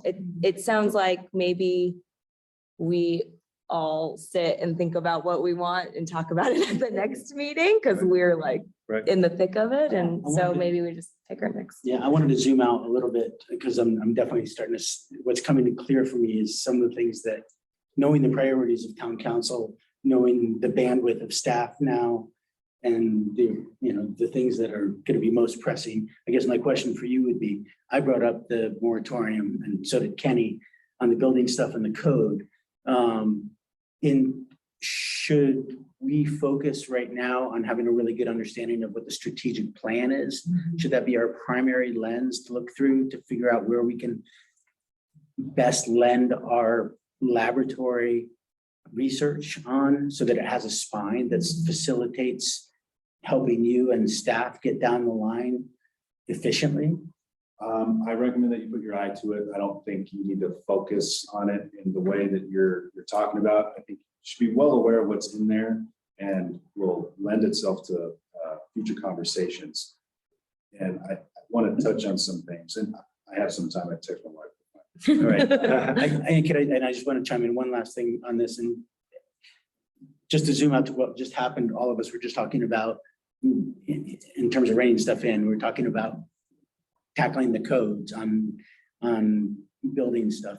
That's one element in a Venn diagram, right? So I'm sure we're going to have various other things. We've got the water issues, municipal water issues, irrigation issues, watershed stuff. We have, and that's the way the town's structured as well. It's got water and sewage. It has its own budgetary component. And so each of those are all going to demand dedicated time, right? And to make sure that we stay clear in each of those circles, and then we separate them out as well. We know where they'll overlap, right? There's a nexus of water energy stuff, but I think in terms of our conversations going forward, when we do start to unpack this stuff in our agendas, we think about, okay, there's a strategic plan, there's the moratorium going on, there's an issue of codes. Do we then prioritize a meeting just to make sure that we understand one of those really well? And again, in the spirit of not getting too spread thin as well, because all of the things that we're just bantering around are all important parts of many of those things. But I think we can keep it more on target, especially if we keep all of us take the onus of knowing exactly what the town's goals are right now. I mean, I think there's room for imagination and other stuff, and not just tying us to the agenda, but in terms of if we're going to advise through me to the town, knowing what the town's priorities and budgets are and bandwidth is as well seems important to me. So, yeah, thanks for all that. Joyce, I think you were heading this path. I think this is a good foundational conversation. I think we take the next month or however. I long it is. don't want to take a month. This is too important. We can't wait another month to decide what we're going to work on. Take however long until the next meeting. Well, I mean, can't we decide it now, today, or can't we do it over email in the next week and get started on something? Like, you know, the planet is heating up faster than everything. Yeah. Yeah. I mean, honestly, another month, we're going to be sitting around twiddling our thumbs. We have to work on the code. We need to work on the water, which Joyce can do because she's at a website. Can I I mean, those provide 3 years, right there. I think it's important that we gather, we spend some time like the next month reading and informing ourselves, like what we already know. Not what we know, but like, what do we know about, I mean, San Miguel, Tri-State Energy, what are they Right. doing? Because if we can't operate in a little bubble of Ridgway, we have to look at the bigger picture of what's going on around us, where we get our resources from. And for example, there's no reason to work on solar power on every roof if everyone's electric house ties into a grid that's already fueled by solar. We're making things redundant that don't need to be. So I guess what I'm trying to say is, what we should put together some resources for us to read. Like, I haven't read the municipal code. I think it's important that we read this town master plan again. I think Dave's probably got a bunch of like resources that he could send us what's going on locally. So for me, it's like building this knowledge bank of what's already happening. And let's look at, and let's make sure we all read the climate action plan. Those, I think, are those foundational things, I think in the next month would be a really good place for us to start. I'm kind of on the same board of like, where I think that it's, since we're setting up our goals and making a work plan around it, it makes sense to come in having a better knowledge of all of these different things and being able to actually create a scope and tasks and things that are effective for the town and not being, say, done by the Clean Energy Commission already, because redundancy is just, would be not efficient. Collaborating would be great, but like figuring out where the gaps are and how we can fill them. And doing that without any of that background information feels a little Yep. Yeah. it just feels lacking. And I think I'm with Kenny that, I mean, as much as 3 items don't sound like a whole lot, how about start with 1? We got to start somewhere, and this is a good time to, we've got this, the strategic goal of the town to research net zero new buildings, and we're talking about building codes. Why don't we start there? And then we can add water and we can add other things. Yeah. And a community website where we are educating the community to everything that we find out. I think that's a really important, that could just be a sideline. That doesn't have to be something that we all have to work on, but there's so many articles and there's so many, I've read all the codes and I've read everything that you guys, I guess, are gonna all go read right now. And I guarantee you, we're gonna come back to this municipal code. I mean, if you want to wait a month to do it, it So- seems like a waste of time, but Dan, I don't think there's any sense of waste of time. I think we all are sitting here because we collectively feel that we're Right. living in a crisis environment. That doesn't mean that we can't function sustainably in the cadence that we go forward on. I mean, I've been very humbled in my process of just trying to figure out, even from my neighbors, the stuff that they've practically executed already and other things that are already in the hopper in the town. So even just getting just that job alone of making sure you don't have redundancy, to find out who's doing what, how they're doing it, and what their timeline is. All of that stuff feeds into the code element of it as well. All that, and it does end up going through the snare of some of the red tape process, but that's to make sure it's done well once. I hear you. And so I've heard you, I hear you, I feel you on all those fronts in terms of crisis mode. But we will be totally ineffective unless we take a ready, aim, fire approach. Okay, well, I'll tell you right now, go to the Boulder Building Code and start reading it, or the Aspen Building Code, or look at what Polis has just put out. That's gonna come, I mean, it's all out there. You just need to read it. I've read it all. And I And I don't understand it all. That's why I want to get together with people that know, especially Dave, who's with the electric company. But waiting around to do this is we don't need to. We just need to sit down and start hashing through it and what it is that we wanted the codes to be in town. It's not a question of catching up. It's a question of reading as we're defining what it is we're going to do. And I think this is a very good starting point. So I love what I'm hearing. I think that's all fantastic.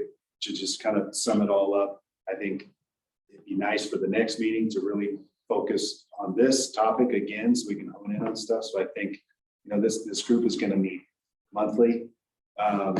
So between now and the next meeting, gather your thoughts. We'll come, please come with priorities, ideas for projects, et cetera, just based on this really fantastic conversation. There's some other things I wanted to mention. The building code, it's tough. We operate on the 2018 International Building Code. And there's a whole very collaborative process that goes into updating the International Building Code every couple of years. Some communities like Boulder and Aspen, and there's others that have All of supplements California. All of that have California. supplements to those international building codes that achieve some of these projects, incentive programs, net zero building requirements, stuff like that. So that's what we would essentially be looking at. I just wanted to kind of lay it out there. by no means would this group be looking at our building, at the International Building Code and redlining, just to make it clear, but there's plenty to look at and explore. And Angela, what you said was fantastic. Check out the master plan, check out the strategic plan, check out some of those other guiding documents you can find on the resource tab on the town website. There's a lot of really good stuff there. This committee now has its own webpage or landing page or landing page on the town website. The names are on there. Some of this information is already on there. That'll be a really good place to post some resource information. That's the other thing I wanted to say. A big part of this committee is going to be communication and outreach and education. And it's a huge component. So it'll be on you to identify what you want to outreach on, what you want to educate, what you want to focus on. So Preston, when I gave you those, the Boulder cap and the Aspen cap, and you were gonna put them into some kind of PDF form, did you do that? Because if these people want to read those, you have them on the downside. Remember, I gave you all the. Yeah, I paperwork? did, and I think I gave it back to you, but I didn't. You didn't down it. Oh, But they're available on those other local. I government have it websites. printed out. If anybody wants to borrow the Boulder cap, the Aspen cap. Could you send us a link to where you printed it from? the Oh, links right, would be I don't great. know where I linked it from. Hence the Google Doc. Yeah. Just And get or online. supplement. And I don't mean to be overly formal on that kind of stuff, but if we have one composting place I would be for all of happy this to stuff. dump it in but I don't know how to use Google Doc, but I have it all printed out because I'm a reader. I can't do it online. But when you get the link, maybe have a little place you're If you copying the just links. So So you Google can share them. government, Boulder, Colorado government. Then I'll come up with something different than what. All right, you I'll were try using. to find, it's, Okay. I mean, I did Yeah. it months and months and months ago, but I certainly will try. So are we saying we're gonna we're gonna have a little Dropbox now for this committee? Well, Google Docs and Dropbox would be similar. I mean, Okay, can we create that this week? Somebody create it? Can you create it? Is that, I don't know how. use this landing page for? Is that a repository? That's an outward facing thing. Yeah. Okay, For, all right. you know, for residents to better understand what the committee's charged with and whatever it is you all want to put on there as resource material. I think we need to call that. Yeah, I agree. Either way. We need to call that, As a like you group. said, it's outward facing. So like not every link that, Right. we should all discuss what is going to be the most amount of, what's going to be the best salvo for communicating with the public. How we want to organize it. Yeah, and put that up there, not every link we headers. come across, because that fatigue will just turn people away. Right. So, I would want to add, I think we need to have a data informed process. Everything Right. that we do needs to be backed by data. And I think that should be a governing thing for us because we will lose credibility if we don't as a committee. So I just really encourage us when we find things that have data, Yeah, let's keep those. I also think that it would be really good if the chairperson, when they're finished on the quarterly term, wrote a summary of what was accomplished or what we worked on that could be shared on that webpage, that could be shared with town council. And it could be a one-page summary. Doesn't need to be like a novel by any means. But I think that that's a really good way of just increasing trust and transparency as to what we're doing, because it's not really very fun reading minutes and agendas, or people don't have time to watch videos, but a one-page summary of what we accomplished every quarter Like that idea. would be good. so Angela, I can send you links to everything I'm referencing, the Awesome. people. I'll put them together. And so can you Correct. create a site that all of us can go on to? Yes. Well, we'll figure that out. we've got to. I think the town has to figure that out. I don't know. I that think you we just can. figure out you could just start the Google Doc with Yeah. all the links. Okay. And then So you So I just can share just that send it link. to you Send me the and link. then it'll be dispersed. Right, and we can, so if we have information that we want to share with the group, Yeah, we can send it to everybody in the group. What I'm hearing is, if you get that, Don't. don't reply all. right. You can reply to the sender, Yes. but, don't reply all. But you can send something to everybody here. So if you have those links, you can I send think them. it should be in some kind of a form. We'll that put it we all together. But I can It- send it's those links, going no to problem to you guys if Yeah. you want. Yeah. To start with. My OCD is pretty good at organizing those. Okay. tranches. Oh, yeah, you know how to do that. That's great. So. Yeah, maybe Right. if the And- town, you guys can figure out like what's legal for us to have a place to put our resources. And Yeah. we should have in there, we should have the cap, we should have the Right. town master plan, the building codes, all that kind of stuff. Can we have a Google Drive? So, Google if- Drive, yeah, right. if there's gonna be a Google Drive or anything of the sort, it would need to come, it would need to be Yeah. initiated by the town. Yes. And run by the town, and permissions given to folks, so. So actually, on that note, you use Dropbox quite a bit for our agendas. Do you feel Dropbox is going to be a better tool than Google Drive? No, at all. please, Um, no. Yeah, I was like, You have to Google's so You have to convenient. buy a membership every time. Yeah. Do you have to pay for Google Drive? No, All right. it's great. So that'll be a start for our webpage also to get it all in one chunk, one Yeah. place, We've- correct? Back I to can the talk more to original you. stuff, like if we have a Google Drive, do we have permission to like make edits or comments or is that? Yeah, if it's a Google, well, The administrator can determine that. yeah, I And mean, we if should we're talking about a Google Drive where documents are uploaded and there's Word documents to be manipulated.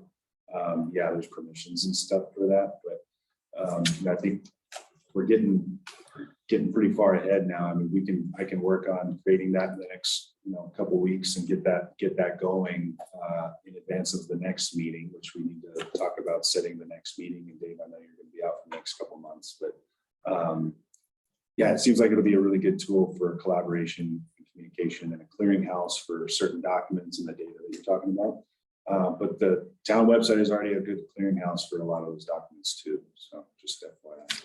Hey, guys, I'm sorry to interrupt, but I have to go. So let me know when the meeting is. I'm available. Thank you. Thanks, Kenny. Thanks, Kenny. Kenny's like South Park Kenny. Is he's, Oh, I love the idea of It's in a little Google box. Drive. So if you could put that together so that we can hang stuff out there. That'd be great. yeah, Yeah, remember, and once that's established, I'll start to categorize stuff so we know where certain stuff lives. Beneficial electrification, municipal water, domestic water, Right. all of those kind of things. Then maybe there's a Google Doc, we can copy links. The links will hold be it on on. there, yeah, of course. Yeah. Well, like a Google Doc, you can just put them all on What'd you think? that are categorized. I skimmed through. Yeah, just within each category. Yeah. I would say, I think all of us come here with different skill sets as well. And we have strengths and things that we do want to focus on and want to have ownership of. So I would say at least to get started right now, like Dana, if there's a code right now that is in your craw, that bee's in your bonnet, like take that code, email it to us and say, I already know. It says. Well, no, We encourage solar, we encourage green, we encourage this. The word needs to be changed to we require. One word change and the whole code would change. yeah, but One that's, word, require. Well, there's the code's more complicated. I know, than that's that. what I'm saying. that's your is bee, that that's your bee in your bonnet. And that's, it's but been it's my got to mind be, since we've got to execute this for the Commonwealth. Well, I mean, that's just a simplistic answer to your question, but But that you, would. but you It's- can it's take that noted. encourage and go to the code, the actual code, and then you could highlight in the code. I have. Where- done it. I know, Right. done Share it it, with but us. I haven't done it with you because we haven't even decided what we're gonna talk about yet. We have to wait a whole nother month. No, we don't. The conversation just started. All The right. work on it has just started. And that's why I'm saying, okay, you just stated that you want to make it Well, that's really mandatory. And so personally, I would say that's quixotic, right now in this process, because where it's got to go. But if that's the thing you want to fight for, then we'll discuss that Well, that's as a group and I'll report to the council We'll on that. eventually be there. I mean, it's either we're gonna do it proactively or it's gonna happen to us because the planet's gonna demand it of us. I mean, I'd rather be proactive than reactive. I would say everything that we're trying to discuss here is going to be proactive. Yeah, I exactly. wouldn't have That's why we're facilitated. here, right? Yeah. We're here to be. But we proactive. also are here because there's a formal process for any law legislation. I mean, our town is run on, Yeah, but we're in the- hear me out. Sorry, I'm not very good at interruptions. There's a process and what goes into the process of making decisions is a big timeline. And we have to have all of our ducks in a row Like we have to have all the facts. And I know you already have them, so But I but that's understand. not effective. Why are when you we guys shut attacking me? down. I'm just trying to save the planet. I don't understand what's going on. I understand everything you're saying. I'm not stupid, but we need to get started. We need to sit down together, look at the code and start talking about it. Not just, oh, I'm going to go out and read something and research it, and then we're going to come back together in a month. So that's why We're I together invited, now. that's why I invited you, And like, it's to all 7 of us. o'clock. Email, Right. email all of us the specific code and your recommendations for it, and we will discuss it as a group. And it'll move forward and it'll see the more than the light of day. And it'll Well, I go forward, but it's hear you. gonna have to go through that I process. totally hear you, know. but that we've jumped about 5 steps ahead of where I would consider starting. We need to sit down and read the code together and talk about it. But, when, I guess our next meeting, I don't know why I think we're all on the same page on that, Dan. I think we agree that all the right, code is something that we need to research. We Right. need to think about, we also need to have a cogent understanding of what that process is. I mean, you're talking to a guy that's very much an iconoclast, Right. trying to understand my own blind spots in the municipal process so that I can better engage and inform code changes, ordinance change, but it is going to take a process and it's challenging my own sense of patience but it's also beautifully edifying as well right now. well, So going to Dave's meeting was the most enlightening experience for me because every single person in there said, this is our time to change the code because we have a moratorium on building.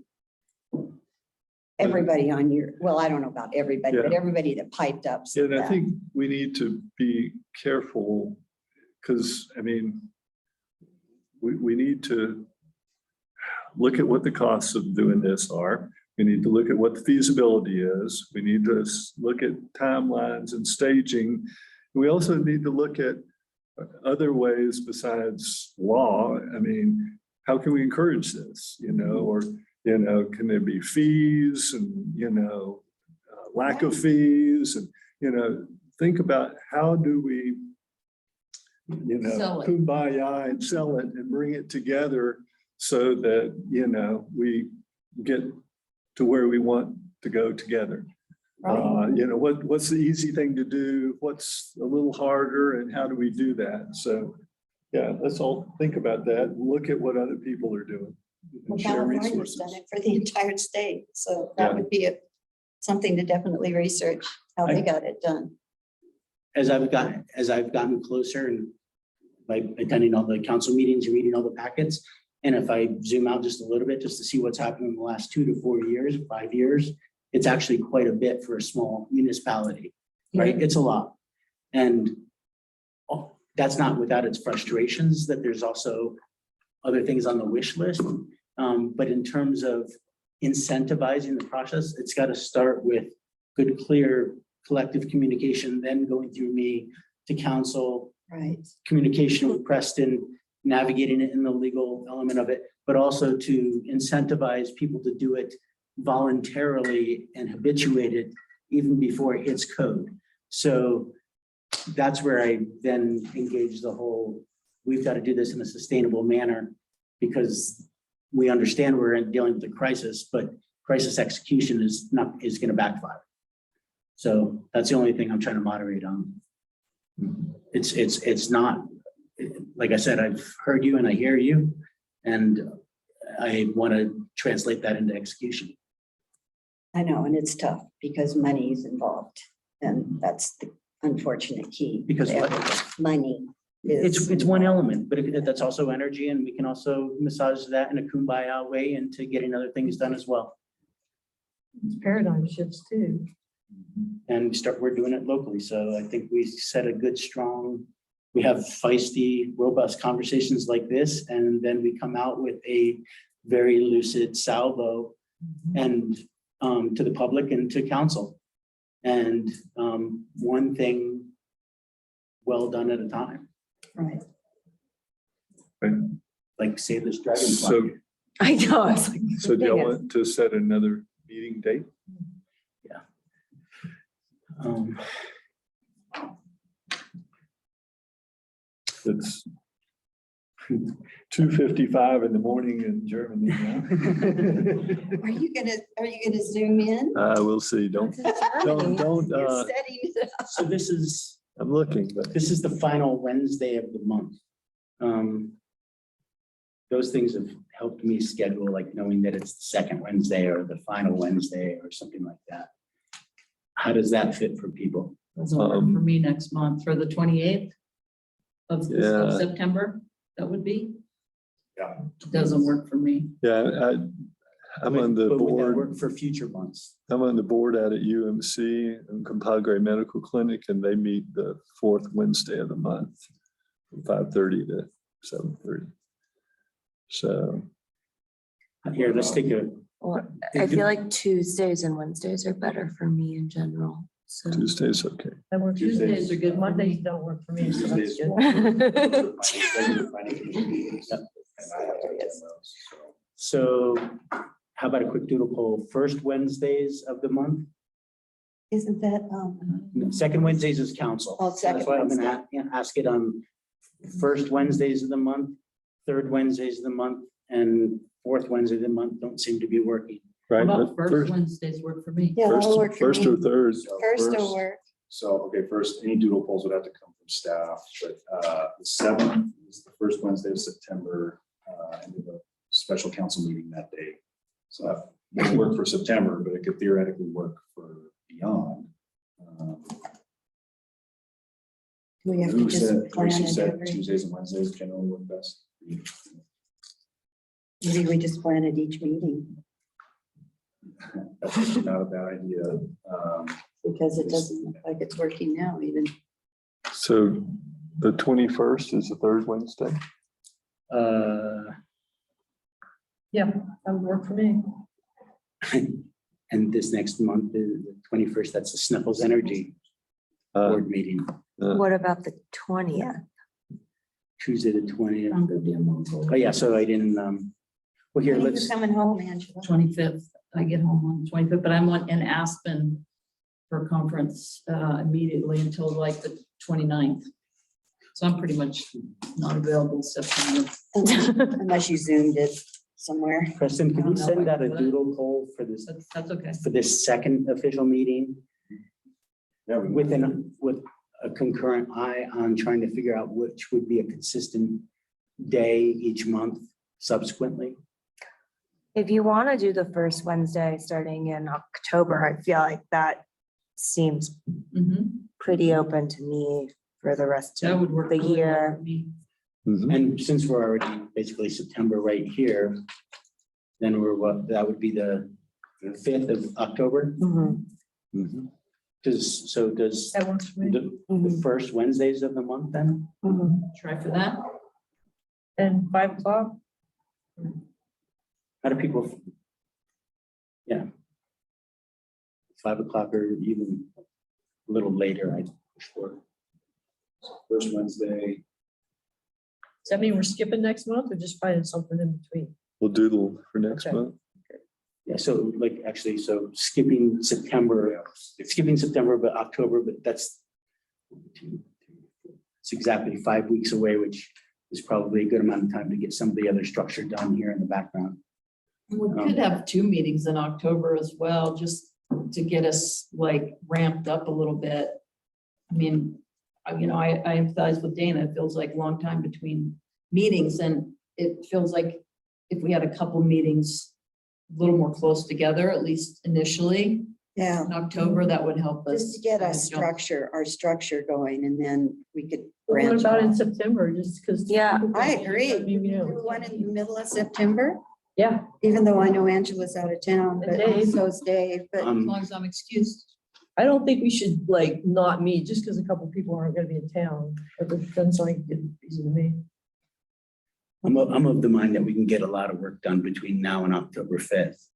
And without meeting. yeah, and I'm just looking at one of my calendars right now, and September is just jammed, Okay, plus budgetary. I'd make a motion that we aim for the first Mondays or first Wednesdays of the month, starting with October 5th. And then at least in this case right now, even though it's 5 weeks out, we all have a lot of things to chime in on a lot, and then we can really come up with a good agenda for that first meeting. So we talking like 5 to 7? Along those lines, yeah. Does everybody like that window of time? That's fine with me. Does that work for you, Preston? Yeah. Long days. Yeah, we have long days. You're used I to gotta it. stop getting up at 5 a.m. You, or getting back on my well, my fine. nap schedule. Okay, so When no do you leave for meeting. Mongolia? Next Wednesday, How long are you gone for? till the 25th, most of the month. Nice. Yeah. You're gonna be overlapping with my friends in Mongolia on Oh, this trip. fun. Maybe I'll see him. What's up? Figure out where we're going. Yeah, what will you be doing? Racing a children's motorcycle across Mongolia for 10 days. Oh, that's kind of similar to the Mongol rally. It's the same company. Except for puts it the, on. I've done the Mongol Like- rally. Did you? Yeah. Did you win? I mean, I kind of hopped in grad school, I dated a guy and him and his buddies wanted to do the Mongol rally. They got 2 tiny vehicles. And I just did from the UK, London, all the way out to Istanbul. And then I flew out because I came on kind of last minute and I couldn't get a visa for Russia in time. So, Yeah, it takes months. yeah, exactly. And I think, people are going there now. yeah, yeah. But it was Towards pretty, down, it was it's out pretty there. wild. Yes, it There were a is. couple nights where we had to sleep in the car and it was Oh. not a good time. Yeah. Especially with I- like boys that haven't showered. Like I was like rolling down the windows. It was pretty rough. All right. That's awesome. Similar kind of thing. Cool. Yeah. So Wednesday, October 5th, 5 to 7 p.m. Is that unanimous for right now? Okay. And we can follow up with both with you doing minutes and then setting an agenda for that one. And also kind of, I'll send out some kind of general directives of all of a place for us to start to pull information so that we can, And in the meantime, we can send stuff to just everybody in the group yeah. if you want to. My calendar wants me to send this invitation to all of you. Can I just do that? I just added it and all, You're welcome to. everybody's I'll send another one with some Okay. meeting information. perfect. So, Okay. It was the only way I could add it. What? That's Wow. very weird. So we'll individually research and then we'll start sharing research. With And each other, rather each than, other. rather But than, not replying all. You But can, not really. you can send it to the whole So group. stressful. but, Yeah, it is. okay. I agree. But somebody's gonna put it in some kind of. JT is going to organize policy it. Yes. somewhere, Yeah. right? Right. JT is, okay. and then we'll further the conversation at the next meeting about prioritization. of Okay. goals and stuff. Correct. And will you be here for the next meeting, October 5th? I don't know if I'm Sorry. going to call, don't know if I'm going to call in and, because that will be, yeah, it'll be 1 in the morning. We won't be expecting you. I might. That's forgivable. So Send me the link. excused. Send me the link. Dave shows up and he's like, I'm about 4 beers in, sleep deprived. I'm not showing video because I'm only wearing lederhosen. Yeah. Not Or it's wearing like later. no pants on. Well, it is 7:03. You want to bang the gavel? Everybody, Awesome.